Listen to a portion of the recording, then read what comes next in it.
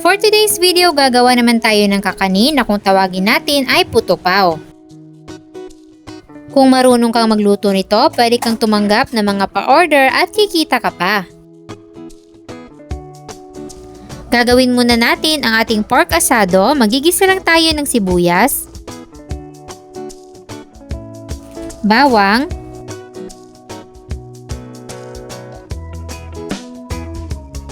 at yung ating ground pork na nailagay ko na pero nakalimutan kong i-video. Ginisa ko muna ito saglit tapos nilagyan ko ng 1 tablespoon ng toyo at konting suka. Dahon ng laurel. Hindi ko muna hahaluin, tatakpan ko lang ng 1 minuto dahil naglagay tayo ng suka. After 1 minute, tsaka pa natin siya hahaluin.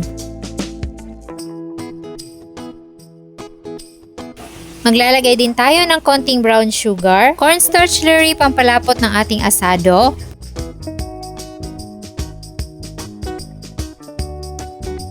at konting tubig. Okay na itong ating pork asado, pwede na natin itong iset aside.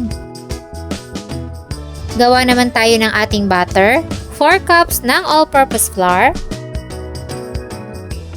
2.5 tablespoon ng baking powder, 1.5 cup ng white sugar. Haluin lang muna yung ating dry ingredients.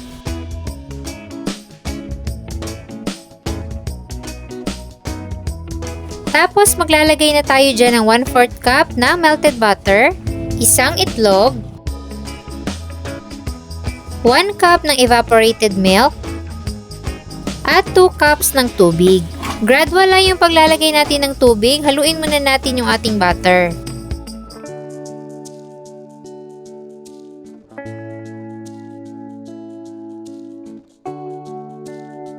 Kapag ganito na yung consistency, pwede na nating i-transfer sa ating molders.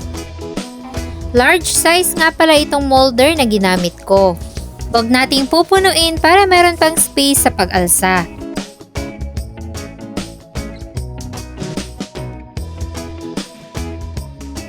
Then, lalagyan na natin ng ating ginawang pork asado at yung ating salted egg. Pwede rin kayong maglagay ng keso kung meron pa kayong extra budget. Kailangan din na nakapagpakulo na kayo ng tubig bago natin isalang yung ating puto pao.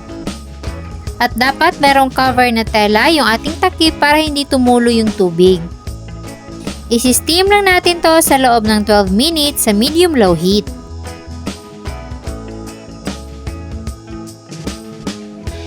After 12 minutes, luto na ang ating napakasarap na kakanin. Kaya kung nag-iisip ka kung ano yung pwede iambag mo sa handaan, pwedeng-pwede mo itong lutuin. Pwede ka ring tumanggap ng mga pa-order para kumita. Kaya ilalagay ko sa ibaba ang kompletong listahan ng mga sangkap.